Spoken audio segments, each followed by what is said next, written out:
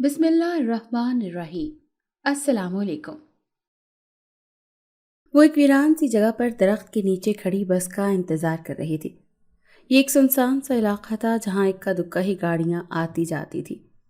وہاں سے سائیکلیں، موٹر سائیکلیں اور کاریں وغیرہ تو گزر رہی تھیں، مگر اسے کسی بس کا انتظار تھا جس میں بیٹھ کر وہ اپنے مطلوبہ پتے پر جا سکے۔ ابھی اسے انتظار کرتے آدھا ہی گھنٹہ ہوا تھا جب اچانک ہر طرف آندھی سی چھا گئی۔ ہوا تیز ہونے لگی تو ارد گرد چھائی ہوئی مٹی ہوا کے دوش پر بلند ہوتی ہر طرف گرد و غبار کا طوفان کھڑا کر گئی۔ ہر طرف گرد و غبار پھیل جانے کی وجہ سے وہ کسی بھی چیز کو واضح طور پر نہیں دیکھ پا رہی تھی۔ گرد و غبار اس کی آنکھوں میں پڑا تو اس نے آنکھیں مسلتے ادھر ادھر دیکھنے کی کوشش کی، مگر ناکام رہی۔ ابھی وہ اپنی آنکھیں مسل ہی رہی تھی جب اچانک دور سے کسی بس کے ہارن کی آواز سنائی دی۔ اس نے آنکھیں مسلتے دیکھنے کی کوشش کی تو عجیب طرف سے بس اسے دھندلی دھندلی سی نظر آئی، جس کے آگے کا حصہ عجیب شکل کا تھا۔ درمیان میں دو بڑی بڑی لال آنکھیں، موٹا سا ناک اور موٹے بھدے سرخ ہونٹ، اور نیچے نظر آتے لمبے لمبے دانت جن سے خون ٹپک رہا تھا۔ اسے اپنی پوری زندگی میں ایسی بس نہیں دیکھی تھی جو اسے بس نہیں کوئی زندہ جاندار لگ رہی تھی۔ وہ حیرت اور خوف سے آنکھیں پھاڑے اس بس کو دیکھے گئی۔ ہوش تو تب آیا جب وہ بس تیزی سے اس کے قریب آ کر ایک جھٹکے سے رکی۔ فضا اس بس کے ٹائروں کی چڑچڑاہٹ سے گونج اٹھی تھی۔ اس نے چونک کر اس بس کو دیکھا جو خالی تھی۔ اس بس میں کوئی بھی نہیں تھا، ڈرائیور کا چہرہ نظر نہیں آ رہا تھا، مگر اسے اپنی مطلوبہ پتے پر پہنچنے کی جلدی تھی۔ تبھی وہ بنا کچھ بھی دیکھے بس میں بیٹھ گئی۔ جیسے ہی وہ بس میں بیٹھی، بس ایک جھٹکے سے آگے بڑھی۔ وہ سنبھل کر بیٹھتی کھڑکی سے باہر دیکھنے لگی، مگر اچانک ہی اس کی چیخ نکل گئی کیونکہ وہ بس اب سڑک پر چلنے کے بجائے اڑنے لگی تھی، جیسے جہاز اڑتا ہے۔ بس جیسے جیسے زمین سے بلند ہوتی گئی اس کی چیخیں آسمان کو چھونے لگی۔ اس نے چیخ چیخ کر ڈرائیور کو بس روکنے کا کہا، مگر وہ اس کی ایک بھی نہیں سن رہا تھا۔ بس اب کافی اوپر آ چکی تھی کہ سڑک اسے ایک پتلی سی لکیر کی مانند نظر آ رہی تھی۔ اس نے مسلسل چیختے ہوئے کھڑکی سے نیچے جھانکا تو اسے اتنی بلندی پر اپنا سر چکراتا ہوا محسوس ہوا۔ وہ بس نہ صرف ہوا میں اڑ رہی تھی بلکہ آگے ہی آگے بڑھتی جا رہی تھی۔ خوف سے اس کا دل بند ہونے کو تھا، جبکہ دھڑکنیں حد سے سوا تھیں۔ اس نے تیزی سے سر موڑ کر ایک بار پھر ڈرائیور کو پکارنا چاہا تاکہ بس رکوا سکے، مگر جیسے ہی اس نے اندر کی طرف چہرہ کیا، ایک بار پھر پوری بس اس کی چیخوں سے گونج اٹھی، کیونکہ اب کی بار بس میں صرف وہ اور ڈرائیور نہیں بلکہ کئی اور لوگ بیٹھے ہوئے تھے۔ لیکن خوف کی بات ان لوگوں کے چہرے اور ان کا حلیہ تھا۔ وہ عام انسان نہیں تھے بلکہ جنات تھے، لمبے لمبے نوکیلے دانتوں اور سینگوں والے، کالے چہروں اور سرخ خون برساتے ہونٹوں والے، لمبے کالے بکھرے بالوں اور سیاہ کپڑوں والے جنات، جن کے ہاتھوں کے ناخن 6 انچ لمبے اور نوکیلے تھے۔ ان سب کی غراہٹوں سے پوری بس لرز رہی تھی۔ اس کی چیخوں پر سب نے مڑ کر اس کی طرف دیکھا اور پھر سب کے منہ سے کھلے اور لمبے دانت باہر جھانکنے لگے۔ خوف سے روتی وہ کھڑکی سے چپک گئی کہ تبھی بس میں شور مچ گیا، آدم زادی، آدم زادی۔ یہ پکار سنتے ہی اسے یقین ہو گیا کہ اب وہ اسے زندہ نہیں چھوڑیں گے۔ وہ اپنی جگہ سے اٹھ کر بس کے دروازے کی جانب بھاگنے لگی۔ جب ایک جن نے پاؤں آگے کیا تو وہ منہ کے بل بس میں گری۔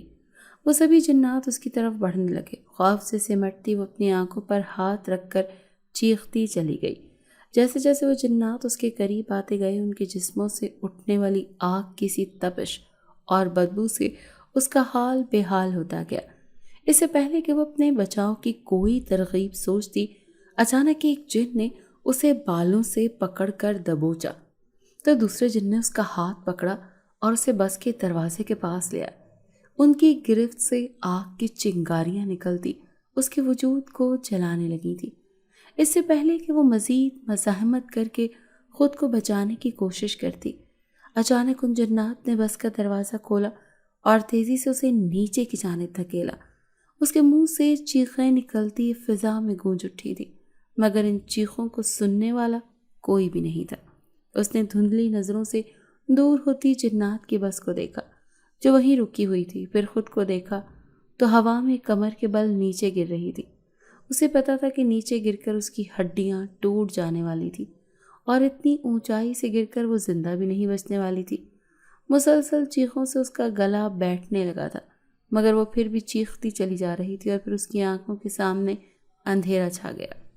اس کا نام بطول تھا، بطول آوان۔ بطول آوان ایک پڑھی لکھی اور سلجھی ہوئی لڑکی تھی جس کی عمر اس وقت 26 سال تھی۔ بطول لوگ 4 بہن بھائی تھے اور سبھی اس کے چھوٹے تھے۔ وہ 2 بہنیں اور 2 بھائی تھے۔ سب سے بڑی وہ خود تھی جس نے ایم اے کرنے کے بعد ایک اسکول جوائن کیا تھا اور وہ وہاں وائس پرنسپل کی حیثیت سے اپنے فرائض سر انجام دیتی تھی۔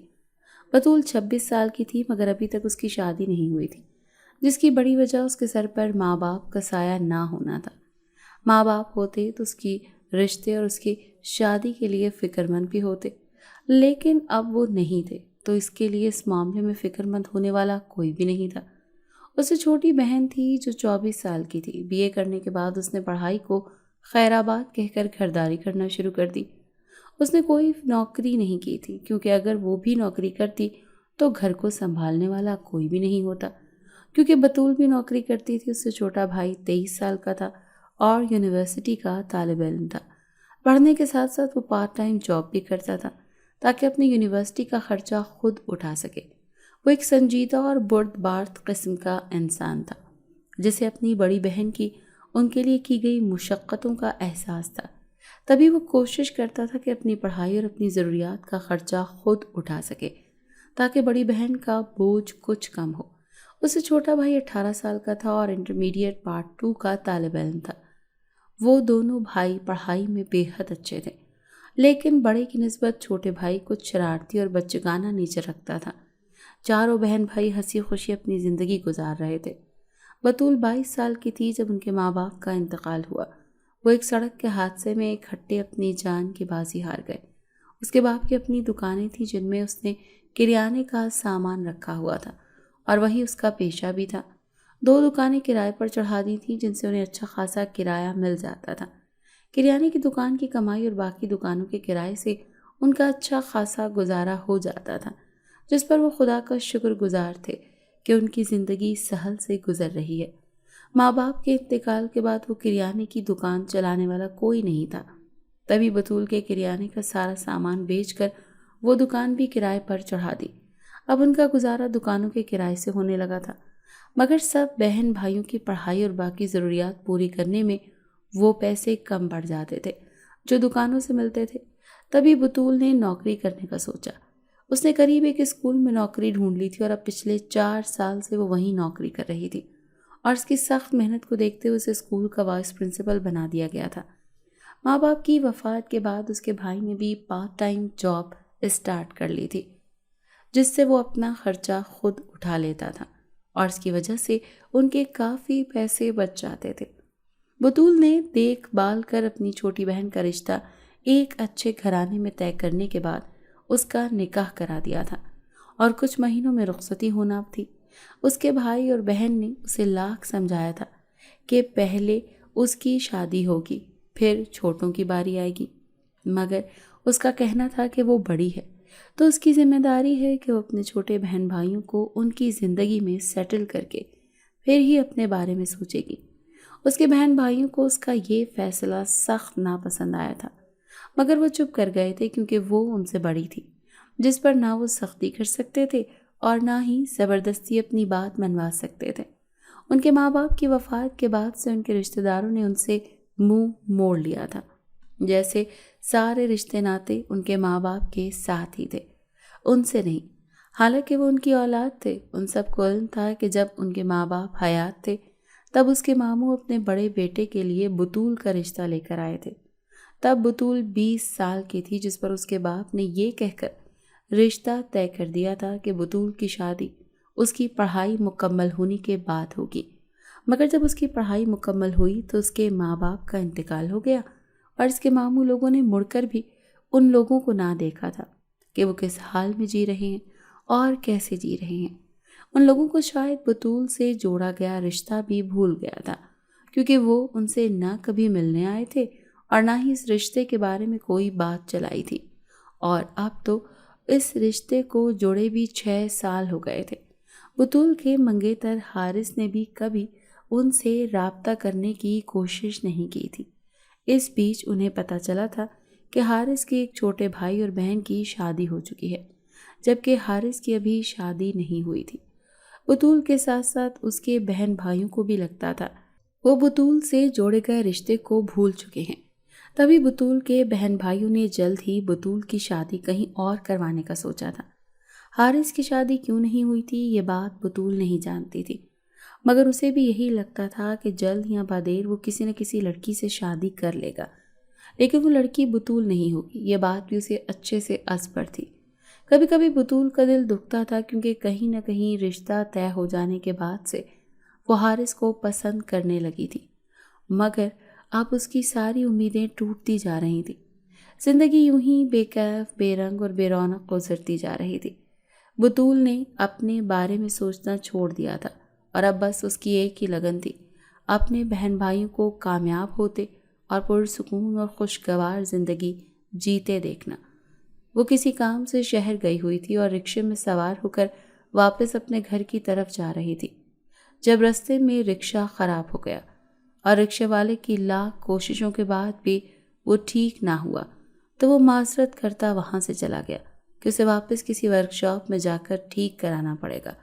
اسے وہاں چھوڑ کر چلا گیا تھا، مگر وہ وہیں کھڑی کسی بس کا انتظار کرنے لگی تھی تاکہ وقت پر گھر جا سکے۔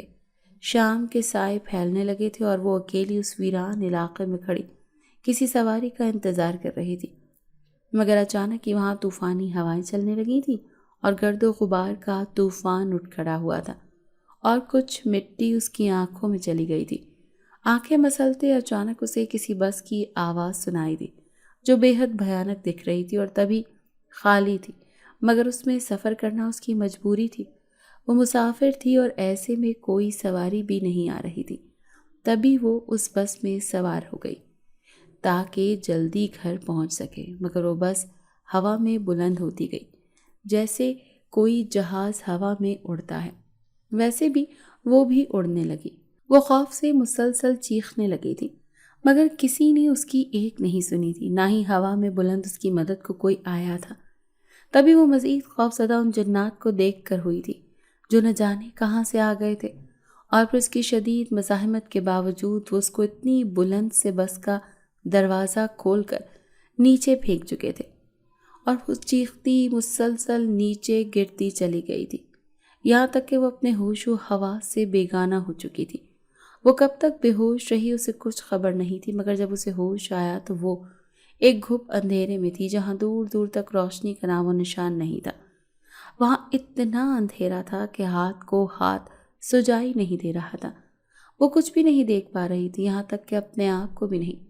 ایک پل کو اسے ایسا لگا جیسے وہ مر گئی ہو اور قبر میں آ گئی ہو، کیونکہ اسے سب کچھ یاد آ چکا تھا کہ وہ کیسے بس میں پہنچی اور کیسے نیچے گری، اور نیچے گر کر یقیناً وہ مر چکی تھی کہ اتنی اونچائی سے گر کر کوئی بھی نہ بچ پاتا۔ ابھی وہ اسی شش و پنج میں تھی کہ وہ زندہ ہے یا مر گئی ہے، جب اچانک اس کے سامنے تیز روشنی چمکی۔ اس روشنی سے اس کی آنکھیں چندیا گئیں، مگر جب اس نے سنبھل کر اس روشنی میں دیکھا تو اسے کچھ لمبے لمبے اور بھیانک وجود اپنی طرف آتے دکھائی دیے جو شاید نہیں یقیناً جانتے تھے۔ اس نے تیزی سے پیچھے کھسکنا چاہا، مگر وہ اپنی جگہ سے ہل بھی نہیں پائی۔ اسے لگا جیسے وہ زنجیروں میں جکڑی ہوئی ہو، لیکن وہ زنجیروں سے نظر نہیں آ رہی تھی۔ اچانک ان جنات نے اس کے قریب آتے ہی چٹکی بجائی تو اس کا وجود خود بخود بیٹھا بیٹھا ان کے آگے ہی ہوا میں اڑنے لگا۔ وہ اندھیرے سے نکل کر روشنی کی طرف جا رہی تھی۔ تبھی اس نے دیکھا کہ وہ ایک چوکور تختے پر بیٹھی ہوئی ہے اور آسمانی بجلی کی طرح چمکتی تاریں اس کے پیروں میں بندھی ہوئی تھیں جو شاید جادوئی زنجیریں تھیں، کیونکہ وہ عام لوہے کی زنجیریں بھی نہیں تھیں۔ اس کا تخت جیسے ہی باہر مکمل روشنی میں پہنچا تو اس نے نگاہ ادھر ادھر دوڑائی، مگر ہر طرف نگاہ پڑتے ہی اس کی جان حلق میں آن اٹکی، کیونکہ وہ ایک وسیع و عریض ہال میں کھڑی تھی جہاں ہر طرف جنات ہی جنات تھے، کچھ جنزادے اور کچھ جنزادیاں، اور وہ سب کے سب اونچی آواز میں چیخ چلا رہے تھے ہال کے وسط میں ساری جگہ خالی تھی جہاں اس کے تخت کو لا کر چھوڑ دیا گیا۔ اس نے سہم کر ہر طرف پھیلے جنات کو دیکھا جو شاید اس کے خلاف چیخ رہے تھے۔ ان سب جنات میں وہ اکیلی آدم زادی تھی جس وہ چیر پھاڑ کر کھا بھی سکتے تھے تو کسی کو اس کا نام و نشان تک نہ ملتا، نہ ہی ان جنات کو کوئی روکنے والا تھا۔ سب سے ہوتی ہوئی اس کی نگاہ محل کے سامنے آتی بالکنی پر پڑی جہاں جنات کا بادشاہ اور جنات کی ملکہ یعنی بادشاہ کی بیوی بیٹھی ہوئی تھی۔ ان کے ارد گرد کئی محافظ جنات بھی کھڑے تھے۔ اچانک کسی نے زور سے ڈرم بجایا تو اس سے پورا محل لرز اٹھا۔ اس اچانک گونجتی آواز سے بطول اچھل کر پیچھے کو گری۔ اس نے خوف سے سن پڑتے جسم کو سنبھالتے رحم بھری نظروں سے جنات کو دیکھا جن میں سے کسی کی آنکھوں میں رحم نہ تھا۔ وہ اس گھڑی کو کوس رہی تھی جب وہ اس بس میں بیٹھی جو جنات کی تھی۔ اگر اسے پتا ہوتا کہ وہ جنات کی بس ہے جس میں بیٹھ کر سفر کرنے سے وہ جنات کے درمیان میں پھنس جائے گی تو کبھی بھی اس بس میں نہ بیٹھتی، نہ اس میں سفر کرنے کا سوچتی۔ ابھی وہ یہ سب سوچتی رو ہی رہی تھی جب اچانک جنات کا بادشاہ اپنی جگہ سے اٹھ کھڑا ہوا اور اس نے حکم دیا کہ اس انسانی لڑکی کا سر تن سے جدا کر دیا جائے۔ اس کی بات سن کر بطول کی آنکھوں کے سامنے اندھیرا چھا گیا اور وہ اونچی آواز میں چیختی نفی میں سر ہلانے لگی۔ اچانک اس کی گردن ایک گول چاند جیسے توق میں رکھ دی گئی۔ اس سے پہلے کہ وہ جنات اس کا سر قلم کرتے، اچانک اس نے اپنا سر اٹھا کر چیخ کر کہا کہ اسے مت مارو، اسے یہاں سے جانے دو، وہ کہیں گے وہ لازمی کرے گی اور یہاں سے دور چلی جائے گی اور کبھی بھی جنات کے بس میں نہیں بیٹھے گی۔ اس کی بات سن کر سارے جنات چیخو پکار کرنے لگے اور کچھ جگہ ایک سے اٹھ کر دوسری طرف لپکنے لگے۔ ان سب کو اپنی طرف آتا دیکھ کر چیخ اٹھی اور پیچھے کو کھسکنے لگی، مگر وہ جہاں بھی چلی جاتی جنات کی جگہ پر تھی، ان سے بچ نہیں سکتی تھی۔ اس سے پہلے کہ وہ سبھی جنات اس پر حملہ کرتے، جنات کی ملکہ اپنی جگہ سے اٹھ کھڑی ہوئی اور زور سے تالی بجائی۔ تالی کی گونج اتنی تھی کہ بطول کو اپنے کانوں کے پردے پھٹتے ہوئے محسوس ہونے لگے۔ درد حلق سے ہونے لگا تھا۔ اس نے اپنے کانوں کو ہاتھ لگایا تو اسے اپنے ہاتھ گیلے لگے۔ اس نے تیزی سے اپنے ہاتھوں کو اپنے سامنے کیا تو یہ دیکھ کر وہ چیخ گئی کہ اس کے ہاتھوں پر خون لگا ہوا تھا۔ ملکہ جنات نے ناگواری اور غصے سے اسے دیکھا تو اپنے خون آلود ہاتھوں کو اپنے لباس سے صاف کر کے خود میں سمٹتی رونے لگی، مگر اس نے محسوس کیا کہ جنات کا شور تھم گیا ہے۔ ملکہ جنات کے تالی بجاتے ہی سارے کے سارے جنات جو اس پر حملہ کرنے کے لیے اس پر لپک رہے تھے واپس اپنی جگہوں پر بیٹھ گئے ہیں اور بالکل خاموش ہو چکے ہیں۔ ملکہ جنات نے ایک اور تالی بجائی تو بطول نے درد کی شدت سے آنکھیں میچ لیں اور کانوں پر ہاتھ رکھ لیے۔ کافی دیر کے بعد اس نے اپنی آنکھیں کھولی تو وہ یہ دیکھ کر حیران رہ گئی کہ وہاں سے سبھی جنات غائب تھے اور وہ خود بھی اس ہال کمرے میں نہیں بلکہ یہ ایک چوکور کمرہ تھا جو پورا کا پورا خالی تھا اور اس میں کوئی دروازہ نہیں تھا، نہ ہی کوئی کھڑکی تھی۔ وہ آزاد نہیں تھی بلکہ اب بھی اسے چمکتی جادوئی زنجیر سے باندھا گیا تھا کہ وہ پورے کمرے میں حرکت بھی نہیں کر سکتی تھی اور چل پھر بھی نہیں سکتی تھی، لیکن اس جادوئی زنجیر سے آزاد نہیں ہو سکتی تھی۔ اسے سب کچھ یاد آیا تو وہ ایک بار پھر رونے لگی۔ نہ جانے اس کی بہن بھائی اس کے لیے کتنے پریشان ہوں گے۔ ابھی وہ بیٹھی خوف سے رو ہی رہی تھی جب اچانک اس کے بالکل قریب روشنی چمکی۔ وہ خوف سے تیزی کو پیچھے کھسکی، تبھی وہ روشنی چھٹ گئی۔ اب اس کے سامنے جنات کی ملکہ بیٹھی تھی جو بے حد بھیانک تھی۔ ان کی آنکھیں سفید رنگ کی تھیں اور دونوں آنکھوں کے اندر گولے یعنی لینس کی جگہ دو کالے چاند بنے ہوئے تھے جن سے سرخ رنگ کی لہریں پھوٹ رہی تھیں۔ ان کے نوکیلے سینگ اس کے گھنے کالے بالوں سے باہر نکل رہے تھے جو بے حد لمبے اور نوکیلے تھے۔ اس کی ناک چپٹی اور ہونٹ موٹے موٹے تھے۔ وہ تقریباً 10 فٹ لمبی اور بے حد پیاری بھرکم تھی۔ اس نے کالے رنگ کا لباس پہنا ہوا تھا اور کالے رنگ کے ہی زیورات اس نے پہنے ہوئے تھے، یہاں تک کہ اس کا تاج بھی کالے رنگ کا تھا جس کے اندر قیمتی ہیرے جواہرات جڑے ہوئے تھے۔ اس نے غور سے بطول کو دیکھا اور پھر کہا، ہم تمہیں ایک شرط پر چھوڑیں گے، اگر تم وہ شرط مان لو تو تمہیں یہاں سے زندہ واپس بھیج دیا جائے گا۔ اس کی بھاری بھرکم اور گونجتی نوکیلی آواز سن کر بطول کو ایک بار پھر سر میں درد ہوا، مگر اس نے ضبط کرتے ہوئے پوچھا کہ کیسی شرط؟ جس پر اس ملکہ نے کہا کہ تمہیں جنات کا بچہ پیدا کرنا ہوگا، اس کے بعد تمہیں زندہ چھوڑ دیا جائے گا۔ اس کی شرط سن کر بطول کو لگا کہ اس کے سر پر ساتوں آسمان ٹوٹ کر گر گئے ہوں۔ اس نے تیزی سے نفی میں سر ہلایا اور کہا کہ وہ جنات کا بچہ کیسے پیدا کر سکتی ہے؟ وہ کنواری ہے اور وہ ہرگز کسی جن سے شادی نہیں کرے گی۔ جس پر جنات کی ملکہ نے کہا کہ اگر اس نے ایسا نہیں کیا تو اسے یہیں مار دیا جائے گا۔ جس پر وہ خوفزدہ سی روتی ہوئی جنات کی ملکہ کو دیکھنے لگی، جس پر اس نے کہا کہ اسے کسی جن سے شادی کرنے کی ضرورت نہیں ہے، اسے بس 9 مہینے تک جنات کے بچے کو اپنے پیٹ میں رکھنا ہوگا، اور پھر عام عورتوں کی طرح وہ اس بچے کو نہیں جنے گی، بلکہ وہ بچہ جنات خود ہی اس سے لے لیں گے، جس سے کسی کو پتہ بھی نہیں چلے گا کہ وہ ایک بچے کو جنم دے چکی ہے۔ ملکہ کی باتیں اسے سمجھ نہیں آ رہی تھی، وہ بس خوف سے ملکہ کو دیکھتی جا رہی تھی۔ جس پر ملکہ نے اچانک اس کے پیٹ پر ہاتھ رکھا اور زیر لب کوئی منتر پڑھنے لگی۔ بطول نے خوف سے اس کا ہاتھ پیچھے ہٹانا چاہا، مگر ملکہ کی گرفت بہت مضبوط تھی، جسے وہ چاہ کر بھی نہ ہٹا سکی۔ ملکہ آنکھیں بند کر اونچی آواز میں مسلسل کچھ پڑھتی جا رہی تھی۔ اچانک بطول کو اپنا پیٹ جلتا ہوا محسوس ہونے لگا۔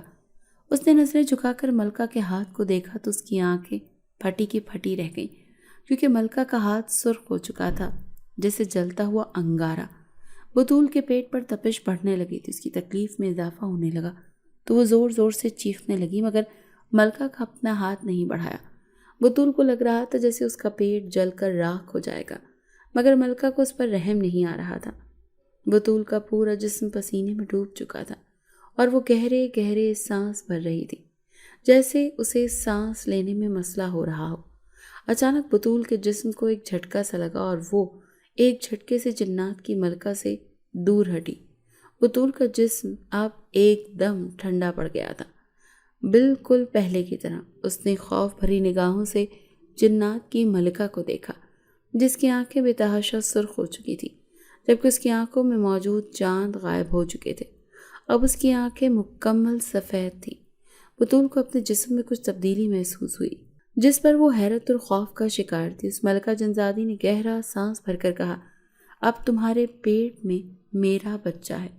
جس طرح یہ بچہ تمہارے پیٹ میں منتقل کیا ہے، ایسے ہی مکمل پرورش پانے کے بعد اسے واپس بھی لے لیا جائے گا، اور اس کے لیے تمہیں کسی جن سے شادی کرنے کی ضرورت نہیں پڑے گی۔ ہمارے قبیلے کے پچھلے بادشاہ کی شرط تھی کہ اگلے ہونے والے بادشاہ کی اولاد انسان کے پیٹ میں پلے گی۔ اگر ایسا نہیں ہوا تو اس بچے کے پیدا ہونے سے فوراً بعد اس بچے کا باپ مر جاتا۔ اسی لیے میں نے یہ کیا، کیونکہ اگر میں ایسا نہ کرتی تو میرا شوہر یعنی کہ جنات کا بادشاہ مر جاتا۔ اب یہ بچہ تمہاری کوکھ میں پلے گا اور وقت آنے پر اسے ہم واپس لے جائیں گے۔ اس کی حفاظت کی ذمہ داری تم پر ہے۔ اگر اسے کچھ ہوا تو تمہاری موت ہمارے ہی ہاتھوں ہوگی۔ آج تمہیں آزاد کر دیا جائے گا اور واپس تمہیں تمہاری دنیا میں بھیج دیا جائے گا۔ اب ہمیں اس بچے کا خود سے بڑھ کر خیال رکھنا ہے۔ ملکہ جنزادی اتنا کہہ کر اٹھ کھڑی ہوئی اور چٹکی بجائی، جس سے اچانک بطول کے پیروں سے لپٹی جادوئی زنجیر غائب ہو گئی۔ بطول اٹھ کر کھڑی ہوئی تو اسے ایسے لگا جیسے اس کے پیٹ میں منو وزن لاد دیا گیا ہو، مگر یہ کیفیت کچھ ہی وقت تھی۔ اس کے بعد اسے وہ وزن کم ہوتا ہوا محسوس ہوا۔ ملکہ جنزادی اسے لے کر باہر آئی اور پھر اسے لے کر ایک عجیب سی تنگ اندھیری سی جگہ پر ہوتی ہوئی باہر لے آئی۔ باہر آ کر اس نے دیکھا تو اس کی آنکھیں پھٹی کی پھٹی رہ گئی ہیں، کیونکہ وہاں ویسی ہی ایک سے زیادہ بسیں تھیں۔ جیسی بس میں سوار ہو کر وہ یہاں تک پہنچی تھی، وہ ساری کی ساری بسیں زندہ تھیں، اور اس کے وہاں پہنچنے سے ہی سب بسوں کو آگے بنے ہوئے خوفناک چہرے نے گردن موڑ کر اسے دیکھا، اور ساری بسیں ایک ہی وقت میں ایک جیسا غرائیں، جس پر وہ اچھل کر پیچھے ہٹی۔ ملکہ جنزادی نے دھیرے سے تالی بجائی تو سب نے غرانا بند کر دیا، اپنا رخ سیدھا کر لیا۔ اس ملکہ نے اسے اسی بس میں بٹھایا جس میں بیٹھ کر وہ یہاں آئی تھی۔ وہ خوفزدہ تھے کہ ایک بار پھر اس کے ساتھ وہی سب نہ ہو جائے جو پہلے ہو چکا ہے۔ مگر جنات کی ملکہ نے اسے تسلی دی کہ وہ خوف زدہ ہوتی خود کو سنبھال کر بس میں بیٹھ گئی۔ بس میں سوار ہونے والے سارے جنات اندر بیٹھ گئے، جن سے جنات کی ملکہ نے نامعلوم زبان میں کچھ کہا، جس پر سب نے سر کو خم کر دیا۔ اس کے بعد وہ ملکہ بطول کے پاس آئی اور بولی کہ ہر چاند کی پہلی تاریخ کو اسی بس میں سوار ہو کر تمہیں ہماری دنیا میں آنا ہے، اور اسی جگہ سے جہاں سے آج آئی تھی۔ اگر تم نہ آئیں تو یہ بچہ ہمیشہ کے لیے تمہارے پاس رہ جائے گا، جو تمہارے لیے ہی نقصان دہ ہے، کیونکہ یہ جنات کا بچہ بھی ایک جن جتنا ہی خطرناک ہوگا، اور شاید تمہارے ساتھ باقی سب کو بھی نقصان پہنچا دے۔ تو کسی بھی بڑے نقصان سے بچنے کے لیے تمہیں ہر چاند کی پہلی تاریخ کو جنات کی دنیا میں آنا پڑے گا۔ اتنا کہہ کر وہ ملکہ پیچھے ہٹ گئی تو بس چلنا شروع ہو گئی۔ پہلے وہ آہستہ آہستہ چلی اور پھر اڑنے لگی۔ سبھی جنات خود میں مگن تھے اور کوئی بھی اس کی طرف متوجہ نہیں تھا، جس پر اس نے سکون کا سانس لیتے ہوئے سیٹ کی پشت سے ٹیک لگا لی۔ اسے آگے کا سوچ سوچ کر خوف آ رہا تھا کہ وہ کیسے کسی جنات کے بچے کو جنم دے گی۔ یہ سوچ کر اس کی جان جلا رہی تھی۔ اس کی جان بچ گئی تھی، مگر ایک نئی مشکل اس کے گلے پڑ گئی تھی۔ وہ جنات کے بچے کو اپنی کوکھ میں پال لیتی، مگر مسئلہ یہ تھا کہ وہ اپنے بھائیوں کو کیا جواب دیتی، اور سب سے بڑھ کر اس معاشرے کو، جو برے وقت میں تو ساتھ چھوڑ دیتا ہے، مگر جب ساتھ دینے کی باری آتی ہے یا کسی پر کوئی آزمائش آتی ہے تو یہی نام نہاد معاشرہ اس انسان کی باتیں سنانے اور بے عزت کرنے میں کوئی بھی کسر نہیں چھوڑتا۔ جو انسان مصیبت میں ہوتا ہے وہ یہی سب سوچتی سوچتی گہری نیند میں اتر گئی تھی۔ وہ نہ جانے کب تک سوئی رہتی اگر اس کے وجود کو ایک جھٹکا نہ لگتا تو۔ اس نے چونک کر آنکھیں کھولی تو بس اسی جگہ پر رکی ہوئی تھی جہاں سے وہ بس میں بیٹھی تھی۔ اس نے دیکھا کہ بس کا دروازہ کھلا ہوا تھا اور بس کا ڈرائیور جن گردن موڑے اسی کو دیکھ رہا تھا، جیسے اس کے اترنے کے انتظار میں تھا۔ اس نے اپنی سیٹ چھوڑی اور بس سے نکل کر نیچے اتری۔ جیسے ہی وہ نیچے اتری، ایک زوردار آواز کے ساتھ وہ بس اچانک غائب ہو گئی اور اس کے جاتے ہی تیز ہوا وہاں چلنے لگی۔ اس نے خود کو سنبھالتے ادھر ادھر دیکھا تو ہر طرف گہرا اندھیرا چھایا ہوا تھا اور دور دور تک اس ویران جگہ پر کوئی انسان یا جانور نظر نہیں آ رہا تھا۔ وہ جب یہاں سے گئی تھی تو شام ہو رہی تھی اور اب رات ہو گئی تھی، جس کا مطلب تھا کہ اسے یہاں سے گئے زیادہ وقت نہیں گزرا تھا۔ وہ پیدل ہی آگے کو چلنے لگی تاکہ کہیں رکشہ وغیرہ ڈھونڈ سکے۔ آدھا گھنٹہ چلنے کے بعد اسے ایک رکشہ مل گیا۔ وہ اس میں بیٹھ کر گھر آ گئی اور پھر آتے ہی بنا کسی کے سوالوں کا جواب دیے اپنے کمرے میں گھس گئی تھی۔ اس کے بہن بھائی اس کے اتنے لیٹ آنے پر پریشان تھے اور اس سے پوچھنا چاہتے تھے کہ وہ اتنی دیر سے کیوں آئی ہے، مگر نہ ہی اس نے انہیں کچھ پوچھنے کا موقع دیا اور نہ ہی رات کا کھانا کھایا، جس پر وہ سب مزید پریشان ہو گئے۔ اس کی بہن نے اپنے بھائیوں کو سکون سے جا کر سونے کی ہدایت کی کہ وہ خود ہی پوچھ لے گی کہ کیا ہوا اور اسے کھانا بھی کھلا دے گی۔ ان کے کمروں میں چلے جانے کے بعد بطول کی بہن بطول کے لیے کھانا ڈال کر اس کے کمرے میں آئی اور اس سے وجہ پوچھنے لگی، جس پر وہ تیزی سے رونے لگی۔ رونے اور خوف کی وجہ سے اس کا پورا جسم لرز رہا تھا، جس پر اس کی بہن پریشان ہو گئی اور اس سے پوچھنے لگی کہ وہ ایسے کیوں رو رہی ہے، جس پر بطول نے اس کی طرف دیکھا تو عافیہ کی چیخیں نکل گئیں، کیونکہ بطول کی آنکھوں سے سیاہ لینس غائب تھے اور اس کی جگہ اس کی دونوں آنکھوں میں ایک ایک کالا چاند موجود تھا۔ بطول نے رونا بند کر کے اسے چیخنے کی وجہ پوچھی تو اس نے خوف سے کانپتے ہوئے بطول کو پکڑ کر آئینے کے سامنے کھڑا کر دیا۔ وہ جیسے ہی بطول کو آئینے کے سامنے آئی، اس نے آنکھیں دیکھی تو وہ خوف سے کانپ کر رہ گئی۔ اسے یاد آ گیا تھا کہ یہ چاند اس میں اس کے لیے منتقل ہوئے تھے، کیونکہ ملکہ کا جناتی بچہ اس کی کوکھ میں منتقل ہو گیا تھا۔ بطول نے روتے ہوئے شروع سے لے کر آخر تک ساری بات اسے بتا دی، جس پر وہ بھی ہکا بکا رہ گئی۔ اسے یقین نہیں آ رہا تھا کہ وہ جنات کی دنیا سے ہو کر آئی ہے اور واپسی پر اکیلے نہیں ایک بچہ بھی لے آئی ہے، وہ بھی جنات کا بچہ۔ اس نے بطول کو پانی پلایا اور اس کی سانس بحال ہوئے، مگر خوف کی وجہ سے اسے بخار ہو گیا۔ بطول کی بہن عافیہ بھی جانتی تھی کہ یہ کوئی چھوٹی بات نہیں، اور اگر کسی کو پتہ چل جاتا کہ بطول بن بیاہی ماں بننے والی ہے اور وہ ایک جناتی بچے کی، تو لوگ انہیں جیتے جی مار دیتے کہ ماں باپ کے بعد انہیں آزادی مل گئی ہے۔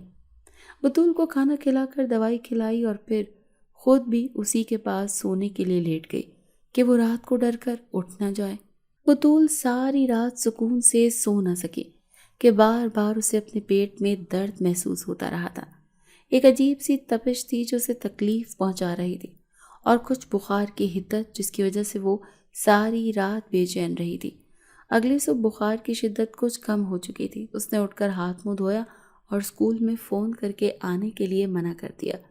اب سے وہ اسکول نہیں آیا کرے گی کہ اس حال میں باہر جاتی تو یقیناً کسی نہ کسی کو اس کی حالت کا اندازہ ہو جاتا۔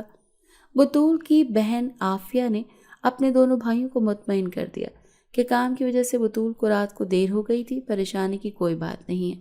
اس کے دونوں بھائی گھر سے چلے گئے۔ وہ بطول کو ساتھ لے کر ایک عامل کے پاس چلی گئی تاکہ اس مسئلے کا حل ڈھونڈ سکے۔ اس عامل کو پتہ تھا عافیہ نے اپنی کسی ہمسائی سے لیا تھا، جس کے بارے میں اس نے کہا تھا کہ یہ عامل جنات کے متعلق ہر مسئلے کو حل کر سکتا ہے۔ اپنی باری آنے پر عافیہ بطول کو لے کر اندر آئی، جہاں عامل نے کالے رنگ کے لمبے لمبے چوغے میں ملبوس، سر پر کالا کپڑا باندھے بیٹھا ہوا تھا۔ اس کے گلے میں بڑے بڑے موتیوں کی 3-4 رنگ برنگی مالائیں بھی تھیں۔ اس نے ہاتھ میں موٹے دانوں والی تسبیح پکڑ رکھی تھی، جس کے دانے گراتا وہ نہ جانے زیر لب کیا پڑھ رہا تھا۔ بطول اور عافیہ اندر جا کر اس کے سامنے کچھ فاصلے پر بیٹھ گئی۔ عامل نے ہاتھ سے اشارہ کیا تو عافیہ کے ٹھوکا مارنے پر بطول نے لرزتے لہجے میں عامل کو ساری بات بتا دی، جسے سن کر عامل کچھ دیر کے لیے چپ رہ گیا اور پھر بولا کہ بطول کا معائنہ کرنا پڑے گا۔ اس کی بات سن کر بطول نے سر ہلا دیا تو عامل کی ہدایات پر وہ اچھی طرح خود کو ڈھانپ کر قالین پر لیٹ گئی۔ عامل اس سے کچھ فاصلے پر بیٹھا اور پھر آنکھیں بند کر کے زیر لب کچھ پڑھتا ہوا بطول کے پیٹ پر پھونکنے لگا، جس سے بطول کے جسم کو ایک زوردار جھٹکا لگتا، جس سے وہ کراہ کر رہ جاتی۔ اچانک بطول ایک جھٹکے سے اٹھ بیٹھ گئی۔ اس نے زور سے اپنے سر کو دائیں بائیں اوپر نیچے گول گول گھمانا شروع کیا۔ اس کے بال بکھر گئے تھے اور سر سے چادر اتر گئی تھی۔ اس نے اچانک دائیں جانب عامل کی طرف رخ موڑا تو عامل سے کچھ دور بیٹھی عافیہ کی چیخیں نکل گئیں، کیونکہ بطول کی آنکھیں مکمل سفید ہو گئی تھیں، جن سے لال رنگ کی شعاعیں سی پھوٹ رہی تھیں۔ بطول نے اپنی جگہ سے کھڑے ہوتے ہوئے زور سے عامل کی گردن دبوچی تو عامل کا سانس رک گیا۔ اس نے تیزی سے کوئی ورد کرنا شروع کر دیا، جس سے بطول کا اندازہ نارمل ہوتا گیا اور پھر وہ بے ہوش ہو کر ایک طرف ڈھلک گئی۔ عافیہ نے جلدی سے اس کا دوپٹہ ٹھیک کیا اور عامل کی طرف متوجہ ہوئی، جو کہہ رہا تھا کہ اب ایسا ممکن نہیں ہے کہ اس جنات کے بچے کو ختم کیا جا سکے۔ ملکہ جنزادی ہی یہ کام کر سکتی ہے کہ اسے اس بچے کو واپس لے لے۔ اس کے علاوہ کسی نے اگر ایسا کرنے کی کوشش کی تو وہ جان جائے گا۔ عافیہ یہ سن کر پریشان ہو گئی اور بطول کے حوصلے میں آنے پر اسے ساری بات بتا کر گھر لے گئی۔ بطول نے سمجھوتا کرنے کا فیصلہ کر لیا، تبھی چپ چاپ تھی۔ انہوں نے اپنے بھائیوں کو کچھ نہیں بتایا اور زندگی ایک بار پھر اسی طرح سے گزرنے لگی تھی، مگر اب بطول پہلے سے زیادہ کھانے لگی تھی۔ وہ کوئی سبزی گھر میں پکنے نہ دیتی، بس گوشت ہی پکایا جاتا۔ اسے بات بات پر غصہ آ جاتا، جس کی وجہ سے وہ توڑ پھوڑ کرنے سے بھی باز نہ آتی۔ اس کا غصہ روز بروز بڑھنے لگا، جس پر اس کے بھائی دنگ رہ جاتے، کیونکہ پہلے وہ اتنا غصہ کبھی نہیں کرتی تھی۔ اسے جنات کی دنیا سے آئے 1 مہینہ گزر چکا تھا اور آج چاند کی پہلی تاریخ تھی۔ عافیہ کو سب علم تھا، تبھی اس نے مقررہ وقت پر بطول کو اسی ویران جگہ پر چھوڑا جہاں سے وہ جنات کی بس گزرتی تھی۔ بطول آج پھر اس جناتی بس میں بیٹھ کر جنات کی دنیا میں آ گئی تھی، مگر پہلے کی نسبت اسے کم ڈر لگا تھا۔ اس بار اسے کچھ نہیں کہا گیا تھا، نہ ہی کسی جن نے اس پر حملہ کرنے کی کوشش کی تھی۔ اسے سیدھا ملکہ کے کمرے میں لے جایا گیا تھا۔ وہ بطول کو لے کر سیدھا اپنے کمرے کی بالکنی میں آئی، جہاں باہر آسمان پر رات کی سیاہی کے ساتھ چاند کی روشنی بھی پھیلی ہوئی تھی۔ آج چاند کی پہلی تاریخ تھی، تبھی چاند بے حد باریک تھا۔ ملکہ نے بطول کو ایک تختے پر لٹایا اور پھر اس کے پاس بیٹھ کر اس کے پیٹ پر ہاتھ پھیرنے لگی۔ زیر لب کچھ پڑھنے لگی۔ چاند کی روشنی بطول کے پورے جسم پر پڑ رہی تھی۔ اچانک بطول کے پیٹ سے غراہٹیں ہونا بلند شروع ہوئیں، جیسے اس کے اندر سے کوئی بول رہا۔ اس نے اٹھ کر بھاگنے کی کوشش کی، مگر ملکہ کی گرفت نے اسے ایسا نہ کرنے دیا۔ ملکہ کے ہاتھ کا دباؤ اس کے پیٹ پر بڑھتا جا رہا تھا اور اس کے دباؤ کے ساتھ ساتھ بطول کا پیٹ بھی آگ جیسی تپش محسوس کر رہا تھا۔ بطول کو اپنا پیٹ بے حد بھاری لگ رہا تھا، مگر وہ چاہ کر بھی خود کو چھڑوا نہیں پا رہی تھی۔ وہ غراہٹیں بلند ہوتی اب اس کے کانوں کے پردے پھاڑنے لگی تھی۔ بطول کا پورا جسم پسینے اور تکلیف میں ڈوبا ہوا تھا اور اب وہ تیزی سے روشنی کی طرف جا رہی تھی۔ ملکہ نے چاند کی روشنی میں یہ عمل 2-3 گھنٹے جاری رکھا اور بطول 2-3 گھنٹے اسی تکلیف میں مبتلا رہی۔ اس کے بعد بطول کو واپس اسی بس میں سوار کر کے واپس بھیج دیا گیا۔ وہ گھر آنے کے بعد بے حد بخار میں مبتلا ہو گئی تھی اور ہر گزرتے دن کے ساتھ اس کا جسم بھاری ہوتا چلا گیا۔ تکلیف حد سے سوا تھی کیونکہ وہ ایک ناری مخلوق کو اپنے اندر رکھے ہوئے تھی جس کی تپش ہر روز بڑھتی جا رہی تھی۔ بطول کا رویہ اب جارحانہ ہو گیا تھا اور اس کا حد سے زیادہ بڑھتا پیٹ اس کے بھائیوں کی نظر میں بھی آ گیا تھا، جس پر عافیہ نے انہیں ساری بات بتا دی، جسے سن کر وہ خوفزدہ اور پریشان ہو گئے۔ مگر عافیہ نے تسلی دی کہ سب کچھ پہلے جیسا ہو جائے گا، بس کچھ مہینوں کی بات ہے۔ دن گزرتے گئے اور مہینے بنتے گئے۔ ساری تکلیف کو سہتے سہتے بطول کو 9واں مہینہ شروع ہو چکا تھا۔ اس بیچ ہر مہینے وہ چاند کی پہلی تاریخ کو جنات کی بس میں بیٹھ کر جنات کی دنیا میں جاتی اور ملکہ کے عمل کے باعث تکلیف اور بخار میں مبتلا ہو کر واپس آتی، اور اس کی یہ تکلیف اور بخار 3-4 دن موجود رہتا۔ اس کی بہن اور دونوں بھائی اس کا بے حد خیال رکھتے تھے۔ اس رات عافیہ اپنی بہن بطول کے ساتھ سو رہی تھی جب ایک زوردار چیخ کے ساتھ اس کی آنکھ کھلی۔ بطول اس پر جھکی ہوئی تھی اور اس کے بازو کو دانتوں سے نوچ رہی تھی اور اس کے دانت عافیہ کے بازو میں گڑھے ہوئے تھے۔ عافیہ تیزی سے پیچھے ہونے لگی، مگر تبھی بطول نے پورا زور لگا کر اس کے گوشت کا ٹکڑا بازو سے نوچ لیا۔ عافیہ کی چیخوں سے پورا گھر گونج اٹھا۔ بطول اب چپڑ چپڑ کرتی وہ گوشت کھا رہی تھی۔ بکھرے بالوں اور خون آلود چہرے کے ساتھ وہ اپنے حواسوں میں نہیں تھی۔ عافیہ درد سے چیختی ہوئی بیڈ سے اتری اور دروازے کی جانب بڑھی۔ تیزی سے دروازہ کھول کر باہر نکل کر دروازے کو کنڈی لگا دی۔ اس کی چیخیں سن کر اس کے بھائی باہر آ گئے اور اسے زخمی حالت میں دیکھ کر تیزی سے پٹی کرنے لگے۔ عافیہ نے روتے ہوئے ان کو ساری بات بتا دی، جس پر وہ محض اسے تسلی ہی دے سکے۔ یہ پہلی بار ہوا تھا کہ اتنے مہینوں میں پہلی بار بطول نے ان میں سے کسی پر حملہ کیا تھا، ورنہ وہ کچا گوشت ہی کھاتی تھی جو وہ اسے وافر مقدار میں مہیا کرتے تھے۔ آج چاند کی پہلی تاریخ تھی اور آج بطول کو پھر سے جنات کی دنیا میں جانا تھا، مگر عافیہ اتنا زیادہ ڈر گئی تھی کہ وہ بطول کو چھوڑنے نہیں گئی۔ تبھی اس کا بھائی اسے اسی اسٹاپ پر چھوڑایا جہاں جنات کی بس آتی تھی۔ بس آتے ہی بطول اس میں بیٹھ کر ایک بار پھر جنات کی دنیا میں آ گئی۔ اسے کچھ بھی نہیں ہوا۔ اس نے کیسے اپنی ہی سگی بہن پر حملہ کیا؟ ملکہ نے اس بارے میں اسے اپنے کمرے کی چھت پر چاند کی روشنی میں لٹایا۔ آج وہ اکیلی نہیں تھی، اس کے ساتھ 4 اور جنزادیاں بھی تھیں جو ملکہ اور بطول کے گرد گھیرا بنا کر کھڑی ہو گئی تھیں۔ ملکہ اپنی جگہ سے کھڑی ہوئی اور بطول کے گرد چکر لگاتی اونچی آواز میں کوئی منتر پڑھنے لگی۔ اس کی آواز بطول کے کانوں کو تکلیف دینے لگی، مگر وہ ضبط کیے لیٹی رہی۔ اچانک بطول کو ایسے لگا جیسے اس کے پیٹ پر کوئی ڈنڈا مارا گیا ہو۔ تکلیف کی شدت سے وہ چیخ اٹھی اور پھر چیختی ہی چلی گئی، کیونکہ اس کے پیٹ میں گھی کی تپش بھڑک اٹھی تھی۔ اس کے پیٹ میں ابال اٹھنے لگے تو وہ روتی چلاتی تیزی سے اٹھ کر بیٹھنے لگی، مگر ان چاروں میں جنزادیوں نے مضبوطی سے اسے جکڑ لیا کہ وہ ہل بھی نہیں پائی۔ ملکہ اس کی تکلیف سے بے نیاز اس کے گرد 7 سیدھے چکر لینے کے بعد 3 الٹے چکر لینے لگی، جس سے بطول کی تکلیف مزید بڑھی، اور اس کے بعد ملکہ نے اس کے قریب آ کر اس کے پیٹ کے سامنے 2 ہاتھ اٹھائے اور آنکھیں بند کر کے تیزی سے کچھ پڑھنے لگی۔ اچانک ہر طرف اندھیرا چھا گیا اور تیز ہوائیں چلنے لگی۔ چاند کی سیدھی روشنی بطول پر پڑ رہی تھی۔ اگلے ہی پل بطول کو ایسا لگا جیسے اس کا جسم ہلکا پھلکا ہو گیا۔ ساری تکلیف ایک پل میں غائب ہو گئی۔ اس نے چونک کر سامنے دیکھا تو چونک اٹھی، کیونکہ اس کے سامنے کھڑی ملکہ کے ہاتھوں میں ایک بچہ تھا جو رو رہا تھا، لیکن وہ بچہ بے حد بھیانک تھا، جس کا چہرہ فوری عجیب سا تھا، مگر باقی کا سارا جسم بے حد کالا۔ اس کے سامنے کے دانت لمبے تھے جبکہ باقی دانت نارمل تھے۔ اس کے سر پر 2 چھوٹے چھوٹے سے سینگ تھے، مگر سر پر کوئی بھی بال نہیں تھا۔ بطول حیران تھی کہ جنات کے بچے جادو کے ذریعے بھی پیدا ہوتے ہیں۔ وہ جادو جس میں تکلیف کسی آدم ذات کو سہنی پڑے۔ اچانک اس بچے نے بطول کی جانب دیکھا تو خوفناک آواز میں غرایا۔ بطول پیچھے ہٹنے لگی کہ وہ اچانک چھلانگ لگا کر اس سے چپک گیا اور اس کی گردن میں دانت گاڑ دیے۔ بطول کو سنبھلنے کا موقع بھی نہ ملا تھا۔ اگلے ہی پل وہ اس کی گردن سے ایک گوشت کا ٹکڑا نوچ کر تیزی سے پیچھے ہوا اور ملکہ کی گود میں بیٹھ کر وہی گوشت کا ٹکڑا کھانے لگا۔ بطول کی چیخیں ہر طرف گونج رہی تھی جو بے حد دردناک تھی۔